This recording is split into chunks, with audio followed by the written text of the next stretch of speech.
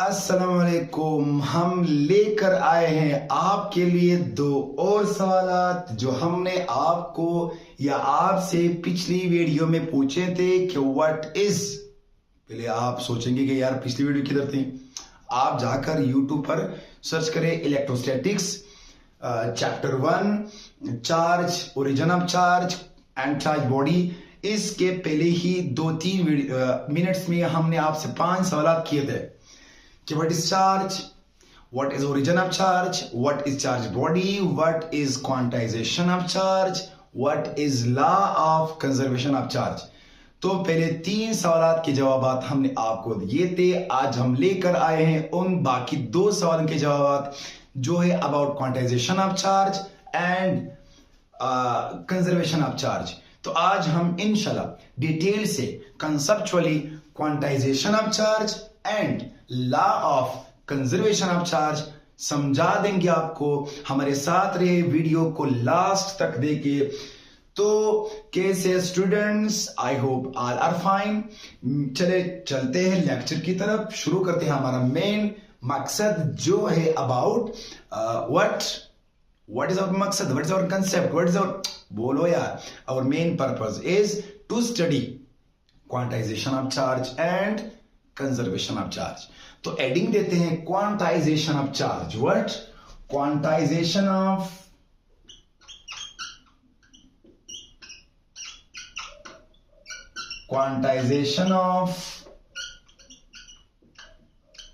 Charge. हमारा heading क्या है आज का? Quantisation of charge. के what is quantisation of charge. तो क्वांटाइजेशन ऑफ चार्ज क्या है? चलिए मैं एक सवाल आप लोगों से करता हूं। आप बताएं, अगर आपको रोटी खानी हो तो if you want to eat bread, आप कितनी खा सकते हो? आप कितनी खाओगे? क्या आपके लिए रिस्ट्रिक्शन है? क्या आप या इतनी खा लो या इतनी खा लो, या तो आप इतनी खा सकते हो, इतनी खा नहीं सकते? आपकी मर्जी है। How much you want to eat you can eat. मतलब आप 1 वाला कर सकते हो, 2 कर सकते हो, 3 कर सकते हो, 4 कर सकते हो, या तो कर ही नहीं सकते। मतलब या तो तमाम ब्रेड खा लें। मेरा मकसद है आप जितनी रोटी खाना चाहते हो आप खा सकते हो। यानी रोटी खाने में आपके लिए कोई रिस्ट्रिक्शन नहीं है, कोई ऐसा रूल नहीं है कि आप खा इतनी रोटी खा लो। लेकिन अगर मैं आपसे एक ये बात पूछ लूं कि अगर मैंने किसी बॉडी को चार्ज देना है, अगर मैंने किसी बॉडी को चार्ज देना है, तो यार बताएं मैं कम से कम कितना चार्ज दे सकता हूं? अब लोग यार चार्ज क्या है बताया तो था। Charge is the intrinsic property of matter which shows interaction in electric and magnetic field. ये तो था चार्ज हमारा। और समझाया था कि जो कम से कम चार्ज था वो था charge on electron and charge on proton which is the basic fundamental independent charge. मतलब अगर आप बॉडी को कम से कम चार्ज देना चाहते हो तो आप 1 इलेक्ट्रॉन से कम चार्ज नहीं दे सकते।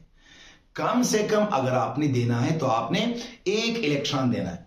चले अगर मैं बोल थोड़ा ज्यादा दे तो आप बोलोगे कि मैं 2 इलेक्ट्रॉन्स दूंगा, 3 दूंगा, 4 दूंगा, 5 दूंगा। मतलब आप ये कभी नहीं बोलोगे कि मैं 3.5 दूंगा, मैं 2.7 दूंगा, मैं 3.8 दूंगा। ये आप कभी नहीं बोलोगे, क्योंकि आपने समझा है कि कम से कम चार्ज इलेक्ट्रॉन है। अगर आप इलेक्ट्रॉन को दरमियान में ब्रेक करें, अगर आप इलेक्ट्रॉन की चार्ज को ब्रेक करें 2 हिस्सों में, 3 हिस्सों में, तो फिर वो तो फंडामेंटल चार्ज नहीं है, वो चार्ज एग्जिस्ट ही नहीं कर सकता। मतलब अगर आप चार्ज देना चाहते हो बॉडी को तो आप कम से कम 1 इलेक्ट्रॉन दे सकते हो। अगर आप और देना चाहते हो तो 2 दे सकते हो, 3 दे सकते हो, 4 दे सकते हो, 5। मतलब अगर मैं क्वांटाइजेशन को सिंपल टर्म्स में लिख लूं तो इसका मकसद ये है, the smallest independent charge is charge on electron या प्रोटॉन, क्योंकि प्रोटॉन की बात हम आप इसलिए नहीं करते, प्रोटॉन इनसाइड न्यूक्लियस है और हम प्रोटॉन को न्यूक्लियस से निकाल नहीं सकते। अगर निकाल भी दी तो फिर न्यूक्लियर रिएक्शन है, इसलिए हम किसकी बात कर रहे हैं, इलेक्ट्रॉन की बात कर रहे हैं। मेनली किसकी बात कर रहे हैं हम, इलेक्ट्रॉन्स की। मतलब स्मॉलेस्ट, जो सबसे छोटा और इंडिपेंडेंट खुद मुख्तार चार्ज है, वो चार्ज इलेक्ट्रॉन है।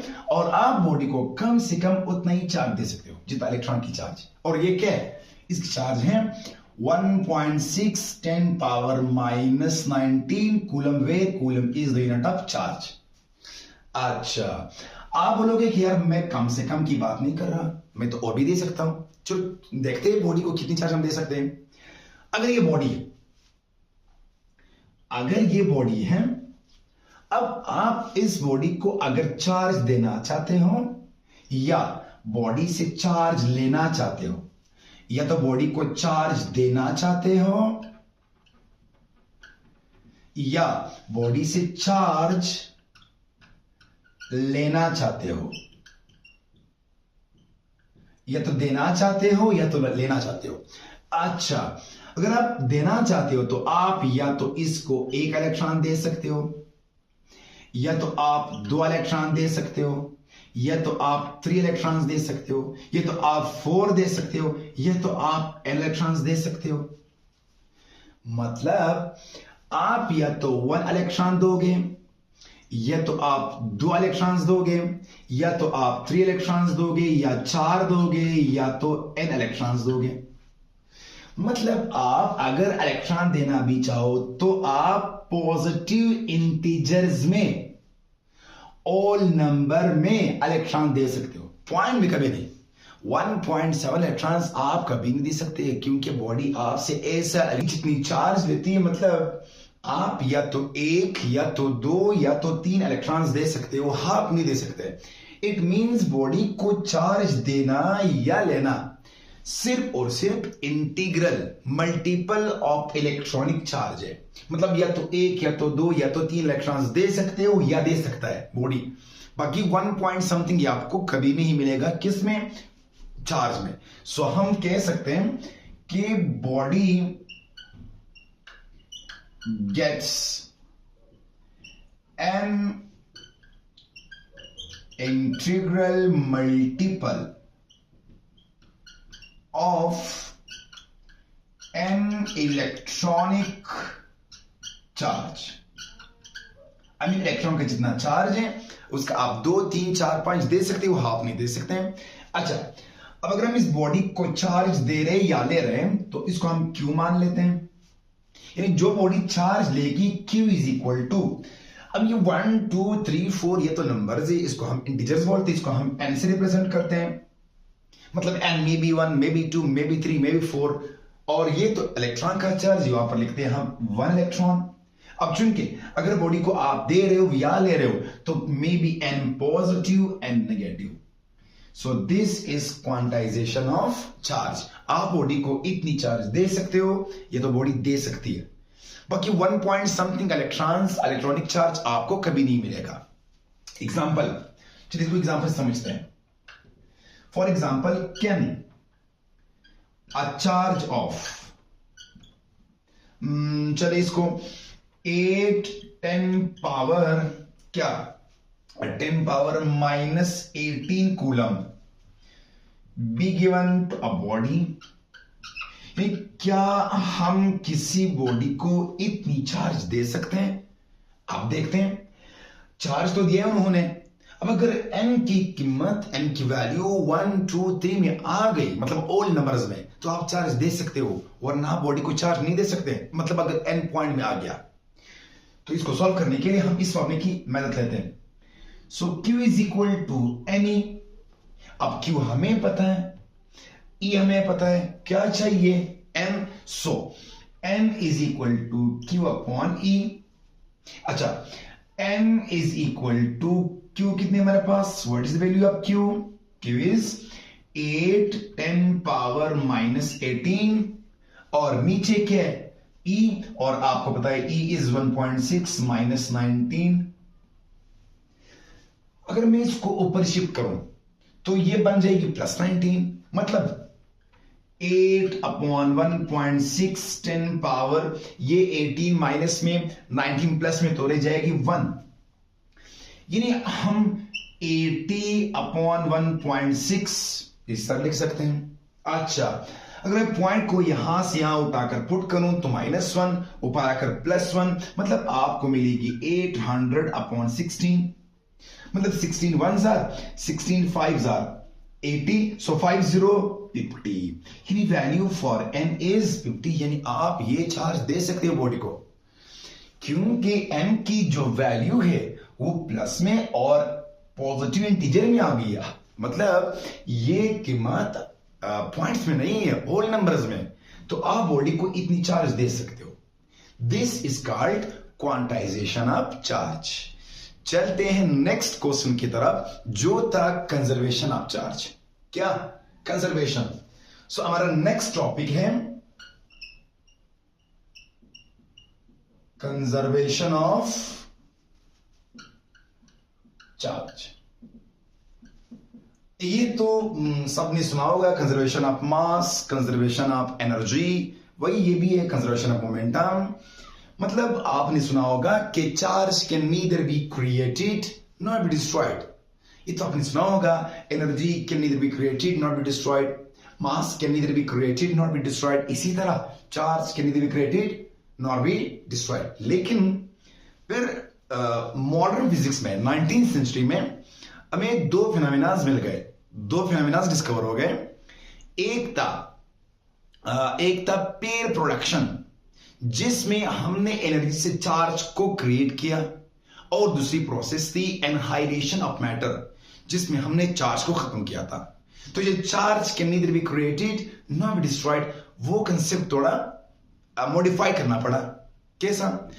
अब इसके मुताबिक अगर आपके पास एक सिस्टम है और वो सिस्टम आइसोलेटेड है, मतलब न तो बाहर से चार्ज ले सकता है ना तो दे सकता है, मतलब अगर आपके पास ये एक सिस्टम है, इट इज अ सिस्टम। अब इस सिस्टम में let's suppose we have 3 particles. अब ईच पार्टिकल है सम चार्ज, फॉर एग्जाम्पल इसके ऊपर चार्ज Q1, इसके ऊपर चार्ज Q2, इसके ऊपर चार्ज -Q3। अब आप इसको कीमत भी दे सकते हो, let's suppose charge 1 is 2 coulomb, charge 2 is let's suppose 3 coulomb, charge 3 is for example हम इसको क्या मान लेते हैं, -2 कूलम लेट। अब ये सिस्टम आइसोलेटेड है, क्या? Isolated, this system is isolated, मतलब ये तो ना बाहर से चार्ज ले सकती है ना चार्ज दे सकती है। अगर हम इस सिस्टम को ऐसा शेक कर दें तो ये बॉडीज एक दूसरे के साथ कोलाइड करेगी, तो चार्ज से ट्रांसफर हो जाएगी, मतलब ये बॉडीज को चार्ज देगी या इससे लेगी, ये इसको देगी या लेगी, मतलब चार्ज ट्रांसफर होगी। तो जब हमने इसको शेक किया, शेक करने के बाद हमें कुछ ऐसी सूरत हाल मिल गई कि बॉडीज के ऊपर जो चार्जेस थे वो तो चेंज हो गए थे, लेकिन एज अ होल जितना चार्ज पहले था उतना ही चार्ज बाद में। मिसाल, पहले जो नेट चार्ज है वो Q1 plus Q2 plus Q3 है। अब Q1 is 2, Q3 is 3, Q2 is -2, अब +2 -2, so net answer is 3 coulomb. हमने देखा बाद में कि जो Q1 है, Q2 है, Q3 है, इसकी जब हमने वैल्यूज निकाली तो हमें जो नेट चार्ज मिल गया वो भी क्या था, वो भी 3 कूलम था। एग्जाम्पल चले मान लेते हैं, अब फॉर एग्जाम्पल इस जब शेकिंग के बाद हमें जब ये मिल गया तो हम फॉर एग्जाम्पल Q1 का चार्ज था +1 कूलम, एग्जाम्पल Q2 का था, सॉरी Q3 का -1 कूलम, और Q2 का अभी भी क्या था, लेट सपोज इस तरह मान लेते हैं, इसको 2 मान लेते हैं, इसको 2 मान लेते हैं एग्जाम्पल। तो अभी जब हम इसको कैलकुलेट करेंगे टोटल चार्ज को, देखेगा पहले ये 2, ये था 3, अब 2 है, पहले था -2, अब 1 है, मतलब सिस्टम के अंदर बॉडीज की आपस में चार्ज ट्रांसफर हो गया है। लेकिन अगर हम टोटल चार्ज निकालें, मिसाल Q1 plus Q2 plus Q3. Q1 is 2, Q2 is plus 2, Q3 is minus 1. तो देख ले यार, क्या नेट चार्ज अब B3 नहीं है, B3 है। यानी एक आइसोलेटेड सिस्टम का जो टोटल चार्ज है, जो total charge of an isolated system में, वो हमेशा कंजर्व रहेगी। सिस्टम के अंदर एक बॉडी से दूसरी बॉडी की तरफ ये के दरमियान चार्ज ट्रांसफर हो सकता है, लेकिन एक मिनट, अजान है, अजान खत्म हो जाएगी तब स्टार्ट करते हैं। अच्छा, वेलकम बैक, अजान खत्म हो गया। अब हम कहते हैं कि चार्ज को हम तो ना डिस्ट्रॉय कर सकते ना क्रिएट कर सकते। ये कंसेप्ट थोड़ा इंशाल्लाह आएगा मॉडर्न फिजिक्स में, फिर हम इसको समझेंगे। फिलहाल हम अभी कहते हैं कि एक सिस्टम, अगर वो सिस्टम क्या हो, आइसोलेटेड हो, तो इस सिस्टम का जो टोटल नेट चार्ज वो हमेशा कंजर्व रहेगा। जिस तरह हम कहते हैं the total momentum of an isolated system always remains conserved, इसी तरह हम कह सकते हैं the total net charge of an isolated system always remains conserved. This was our concept about charge. बताया था 5 क्वेश्चंस। ये था हमारा लास्ट चार्ज क्या है, ओरिजिन ऑफ चार्ज क्या है, चार्ज बॉडीज क्या है, कंजर्वेशन ऑफ चार्ज क्या है, और क्वांटाइजेशन ऑफ चार्ज क्या है। हमने आपको सारे के सारे क्वेश्चंस की जवाबात आपको मिल गए, आंसर्स। आई होप आप उनको समझ आ गया होगा। इंशाल्लाह हम आगे जाकर कूलम्स लॉ, इलेक्ट्रिक फील्ड वगैरह इसके ऊपर वीडियोस बनाएंगे। इसके अंदर इंशाल्लाह और कंसेप्ट क्लियर हो जाएंगे। हमारे साथ रहें, और अगर इसमें फिर भी कुछ मसला हो तो आप कमेंट सेक्शन में पूछ सकते हैं। Support us, follow us, subscribe our channel, ताकि आपको हमारे आने वाले वीडियोस सब के सब मिल जाए। इंशाल्लाह मिलते हैं फिर नेक्स्ट लेक्चर में। तब तक के लिए अल्लाह हाफिज। अपने दुआओं में जरूर याद रखना।